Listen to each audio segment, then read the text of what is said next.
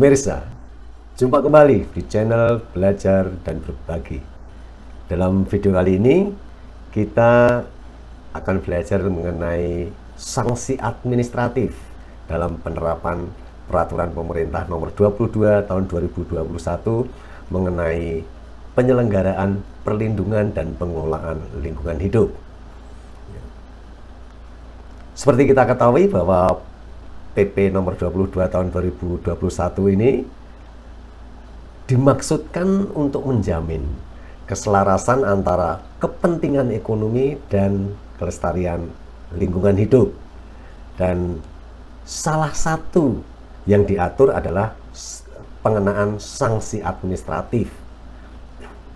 Jadi jika dalam pengawasan ditemukan pelanggaran terhadap ketentuan perizinan berusaha atau persetujuan pemerintah terkait dengan persetujuan lingkungan dan peraturan perundang-undangan di bidang perlindungan dan pengelolaan lingkungan hidup, maka menteri, gubernur, atau bupati atau wali kota sesuai dengan kewenangannya wajib menerapkan sanksi administratif terhadap penanggung jawab usaha dan atau kegiatan. Kemudian ada kawan yang bertanya demikian, Pak Us, apa saja nih bentuk sanksi administratif yang akan diterapkan? Dan apa kira-kira kriteria untuk menetapkan sanksi tersebut? Mau tahu penjelasannya? Kita saksikan video yang satu ini.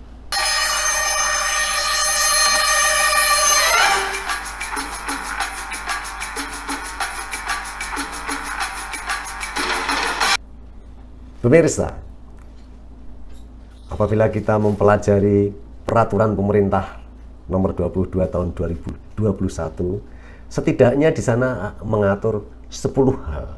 Salah satunya yaitu tentang pengenaan sanksi administratif. Dan di dalam PP tersebut mengandung substansi. Paling tidak ada 6 substansi yang ada di sana. 1. Tentang perencanaan, kedua tentang pemanfaatan, ketiga tentang pengendalian, keempat tentang pemeliharaan, kelima tentang pengawasan, dan keenam tentang penegakan hukum lingkungan hidup. Nah, jadi dari keenam substansi nanti kita akan fokus belajar untuk substansi kelima dan keenam, yaitu mengenai pengawasan dan penegakan hukum lingkungan hidup. Yang pertama, perencanaan dulu. Kita bahas sekilas. Perencanaan ini meliputi perencanaan tentang perlindungan dan pengelolaan mutu air, mutu udara, dan mutu laut. Di dalam perencanaan ini ada 4 tahap. Pertama, inventarisasi. Kemudian menyusun dan menetapkan baku mutu. Kemudian yang ketiga, menyusun dan menetapkan wilayah perencanaan. Keempat, menyusun dan menetapkan rencana perlindungan dan pengelolaan mutu air, mutu udara, dan mutu laut. Itu yang substansi pertama. Substansi kedua dan ketiga yaitu tentang pemanfaatan dan pemeliharaan. Jadi pada pemanfaatan dan pemeliharaan ini dimaksudkan untuk apa? Untuk dapat menjaga kelestarian dan kelangsungan kualitas mutu lingkungan. Ya. Kemudian yang keempat tentang pengendalian, yaitu pengendalian itu mencakup pengendalian di tingkatan atau di level usaha dan atau kegiatan. Jadi di level usaha atau level kegiatan ini dimulai dari tahap perencanaan. Kemudian pengendaliannya juga di tahap operasi dan pasca operasi. Di tahap perencanaan dulu, melalui apa nih? Mekanismenya, yaitu melalui persetujuan lingkungan, beserta tentu saja dokumen-dokumen lingkungan hidup yang terkait, seperti AMDAL, atau UKL-UPL, atau SPPL. Nah, itu adalah pengendalian di level usaha pada tahap perencanaan. Kemudian di level usaha pengendalian di level usaha pada tahap operasional atau pasca operasi. Yaitu dengan menggunakan apa? Menggunakan instrumen baku mutu lingkungan dan kriteria baku kerusakan lingkungan. Dan ya, seperti itu. Kemudian di substansi yang kelima dan enam, pengawasan dan penegakan hukum lingkungan hidup. Ya, tentu saja ada tujuannya dalam pengawasan dan penegakan hukum lingkungan hidup. Itu apa saja? Ya. Jadi pengawasan dan penegakan hukum lingkungan hidup dilakukan untuk menjamin bahwa ketentuan yang sudah ditetapkan dalam tahap perencanaan suatu usaha atau suatu kegiatan itu sudah atau belum dilaksanakan sesuai dengan perencanaannya. Jadi itu untuk memastikan, oh sudah sesuai, oh belum sesuai. Nah, bagaimana kalau ada penyimpangan dalam pelaksanaan kegiatan atau usaha? Tentu ada konsekuensinya. Nah, ya. Pertanyaannya, penyimpangan yang terjadi itu terhadap apa? Nah, jadi rencana yang tercantum di dalam persetujuan lingkungan, itu yang ada dalam perizinan usaha atau persetujuan pemerintah, itulah yang menjadi acuan ketetapan yang harus diikuti. Kalau penyimpangan, ya penyimpangan terhadap rencana-rencana tersebut. Nah, jadi apa konsekuensinya kalau terjadi penyimpangan? Jadi apabila terjadi penyimpangan dalam usaha atau kegiatan terhadap kewajiban yang tercantum di dalam persetujuan lingkungan dan perizinan berusaha atau di persetujuan pemerintah, akan mendapatkan sanksi. Nah, bagaimana penerapan terhadap penegakan hukum ini dilakukan? Ini biasanya menggunakan prinsip yang namanya ultimatum remedium dan melalui tahapan-tahapan penerapan sanksi administratif. Siapa yang memberikan sanksi administratif? Dan siapa yang mendapatkan sanksi administratif? Itu pertanyaan berikutnya. Jadi di dalam pengawasan kemudian ditemukan adanya pelanggaran terhadap ketentuan yang tercantum di dalam perizinan berusaha atau persetujuan pemerintah terkait dengan persetujuan lingkungan dan peraturan perundang-undangan di bidang perlindungan dan pengelolaan lingkungan hidup, maka menteri, gubernur, atau bupati, atau wali kota sesuai dengan kewenangannya wajib menerapkan sanksi administratif terhadap penanggung jawab usaha atau kegiatan. Apa saja bentuk sanksi administratif yang diterapkan? Ada 5 bentuk, yaitu dapat berupa teguran tertulis, berupa paksaan pemerintah, 3 denda administratif, pembekuan perizinan berusaha, dan yang kelima pencabutan perizinan berusaha. Sanksi administratif tersebut diterapkan didasarkan pada apa? Apa dasarnya untuk menerapkan sanksi administratif tersebut? Yang pertama tentu saja berdasarkan berita acara pengawasan, dan yang kedua laporan dari hasil pengawasan. Itu dasar dari pengenaan sanksi administratif. Ya. Bentuknya dalam apa nih sanksi administratif ini? Sanksi administratif diterbitkan dalam bentuk suatu keputusan. Ya. Kita bahas satu persatu. Teguran tertulis. Ya. Jadi teguran tertulis ini diterapkan untuk pelanggaran-pelanggaran sebagai berikut. Apabila penanggung jawab usaha atau kegiatan melanggar ketentuan dalam perizinan berusaha atau persetujuan pemerintah atau pemerintah daerah terkait dengan persetujuan lingkungan dan peraturan perundang-undangan di bidang perlindungan dan pengelolaan lingkungan hidup yang bersifat administratif. Nah, ini dapat dilakukan teguran tertulis. Jadi teguran tertulis ini diterapkan untuk pelanggaran yang bersifat administratif. Apa saja contohnya ini pelanggaran administratif? 1. Tidak membuat laporan, tidak menyampaikan laporan, tidak memasang simbol atau label pada kemasan limbah B3, kemudian tidak memasang tanda titik penaatan dan sebagainya. Jadi yang sifat-sifatnya administratif. Yang kedua, yang terkait dengan paksaan pemerintah. Ini diterapkan untuk pelanggaran apa saja. Jadi ada dua jenis pelanggaran yang menyebabkan paksaan pemerintah. Yang pertama, yaitu diterapkan terhadap penanggung jawab usaha atau kegiatan yang tidak melaksanakan perintah dalam teguran tertulis dalam jangka waktu yang telah ditetapkan. Itu yang pertama. Sehingga karena dia tidak melakukan teguran tertulis dalam waktu yang tertentu tadi, yang sudah ditetapkan tadi, maka akan dapat diterapkan paksaan pemerintah. Yang kedua, ini tidak terkait dengan teguran tertulis. Jadi pengenaan paksaan pemerintah ini juga dapat dijatuhkan tanpa didahului teguran tertulis. Jadi terhadap pelanggaran apa nih? Yaitu terhadap pelanggaran yang dapat menimbulkan satu, ancaman yang sangat serius bagi manusia dan lingkungan hidup. Itu bisa diterapkan adanya paksaan pemerintah. Yang kedua, karena menimbulkan dampak yang lebih besar dan lebih luas jika tidak segera dihentikan pencemarannya atau kerusakannya. Yang ketiga, kerugian yang lebih besar bagi lingkungan hidup jika tidak segera dihentikan pencemaran atau dan kerusakannya. Itu. Jadi tanpa teguran tertulis bisa dilakukan paksaan pemerintah. Paksaan pemerintah dilakukan dalam bentuk seperti apa? Setidaknya ada 8 bentuk paksaan pemerintah.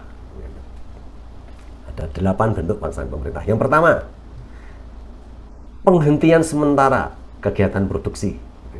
Yang kedua, pemindahan sarana produksi. Yang ketiga, penutupan saluran pembuangan air limbah atau emisi. Keempat, pembongkaran. Kelima, penyitaan terhadap barang atau alat yang berpotensi menimbulkan pelanggaran.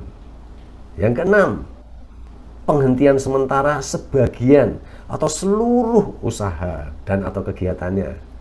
Yang ketujuh, kewajiban menyusun dokumen evaluasi lingkungan hidup atau biasa disingkat DELH, atau dokumen, jadi menyusun dokumen pengelolaan lingkungan hidup, biasa disebut DPLH. Dan yang kedelapan, tindakan lain yang bertujuan untuk dapat menghentikan pelanggaran dan tindakan memulihkan fungsi lingkungan hidup. Jadi ada 8 bentuk untuk paksaan pemerintah. Ya, jadi itu tadi ada teguran tertulis, ada paksaan pemerintah. Yang ketiga adalah denda administratif. Tentu denda administratif ini akan berbeda-beda berdasarkan kriteria pelanggarannya. Ada 7 kriteria untuk menetapkan denda administratif terhadap penanggung jawab usaha dan atau kegiatan. Yang pertama,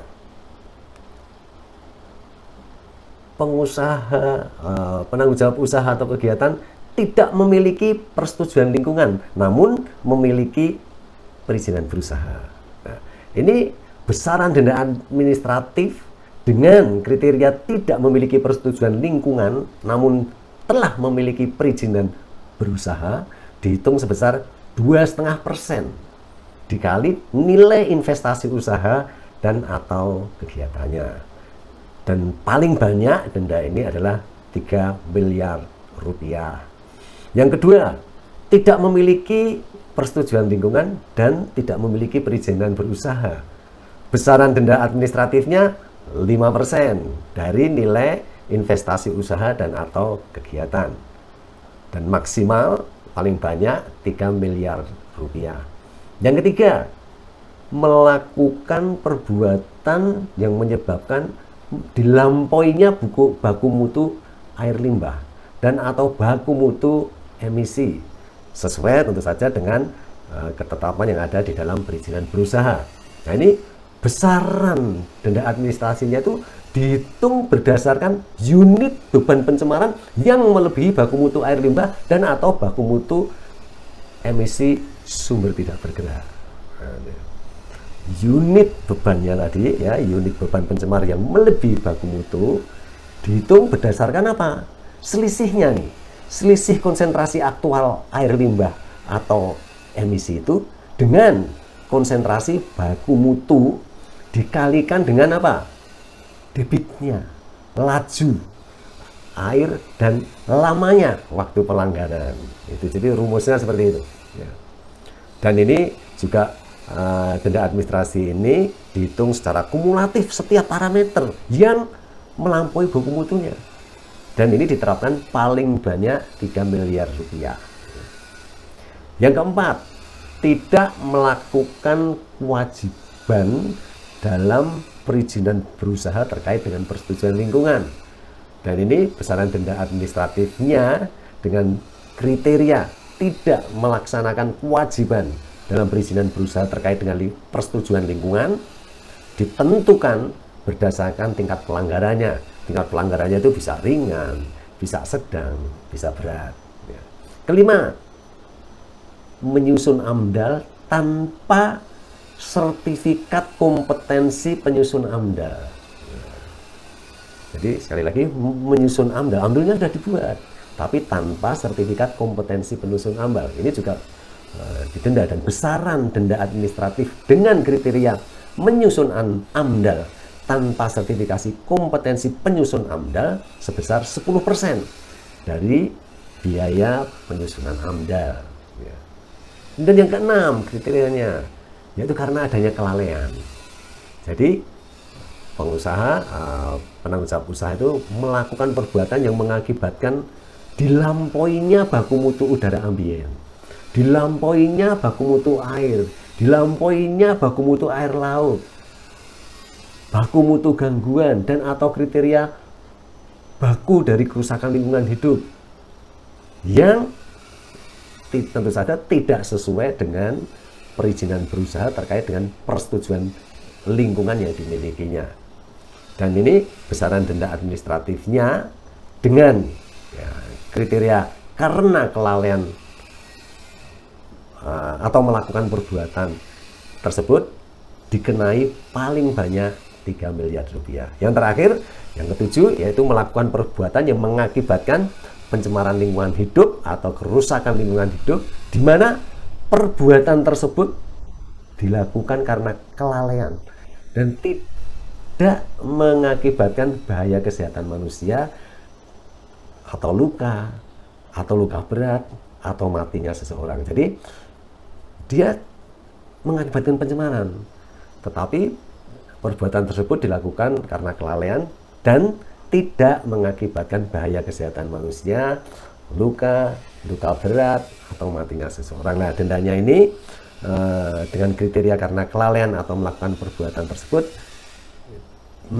paling banyak 3 miliar rupiah. Kemudian yang berikutnya yaitu pembekuan perizinan berusaha. Jadi pembekuan perizinan berusaha diterapkan terhadap penanggung jawab usaha dan atau kegiatan yang satu, tidak melaksanakan paksaan pemerintah. Tadi sudah diuraikan ya apa saja paksaan pemerintah. Yang kedua, tidak membayar denda administratif. Tadi sudah diuraikan kalau berapa banyak dendanya. Yang ketiga, tidak membayar denda setiap keterlambatan terhadap pelaksanaan paksaan pemerintah. Jadi tidak membayar denda setiap keterlambatan terhadap pelaksanaan paksaan pemerintah. Kemudian yang kelima, pencabutan perizinan berusaha. Jadi pencabutan perizinan berusaha ini diterapkan terhadap penanggung jawab usaha atau kegiatan yang apa nih? Satu, tidak melaksanakan kewajiban dalam pelaksanaan dalam paksaan pemerintah. Jadi tidak melaksanakan kewajiban dalam paksaan pemerintah. Yang kedua, tidak membayar denda administratif. Yang ketiga, tidak membayar denda atas keterlambatan pelaksanaan paksaan pemerintah. Yang keempat, tidak melaksanakan kewajiban dalam pembukuan perizinan berusaha atau persetujuan pemerintah. Dan yang kelima, melakukan pencemaran lingkungan dan atau kerusakan lingkungan hidup yang tidak dapat ditanggulangi atau sulit dipulihkan. Ya, itu tadi tentang pencabutan perizinan berusaha. Kemudian tentang kembali ke penerapan sanksi administratif ya. Ada yang namanya penerapan sanksi administratif lapis kedua. Jadi siapa yang menerapkan sanksi administratif lapis kedua? Dan tentu saja apa nih kriterianya? Nah, jadi menteri dapat menerapkan sanksi administratif terhadap penanggung jawab usaha dan atau kegiatan dalam hal apa nih? Dalam hal menteri menganggap pemerintah daerah secara sengaja tidak menerapkan sanksi administratif terhadap pelanggaran yang serius di bidang perlindungan dan pengelolaan lingkungan hidup. Ya. Tentu saja menteri dalam menerapkan sanksi administratif ini didasarkan atas hasil pengawasan. Ya. Siapa yang melakukan pengawasan sanksi administratif? Jadi menteri melakukan pengawasan terhadap penaatan pelaksanaan sanksi administratif yang diterbitkan oleh menteri. Demikian juga gubernur melakukan pengawasan terhadap penaatan pelaksanaan sanksi administratif yang diterbitkan oleh gubernur. Demikian juga bupati atau wali kota. Mereka melakukan pengawasan terhadap penaatan pelaksanaan sanksi administratif yang diterbitkan oleh bupati atau wali kota. Dan apabila dalam pengawasan pelaksanaan sanksi administratif menunjukkan bahwa penanggung jawab usaha dan atau kegiatan itu tidak melaksanakan sebagian atau seluruh kewajiban dalam sanksi administratif, maka menteri, gubernur, bupati atau wali kota sesuai dengan kewenangannya tentu saja ya, dapat menerapkan sanksi administratif yang lebih berat.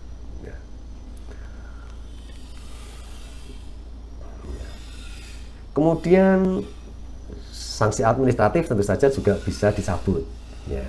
Jadi menteri, gubernur, wali kota atau bupati sesuai dengan kewenangannya itu dapat melakukan pencabutan keputusan sanksi administratif. Tentu saja ada syaratnya, yaitu apabila berdasarkan hasil pengawasan terhadap penanggung jawab usaha dan atau kegiatan telah menaati seluruh kewajiban dalam sanksi administratif.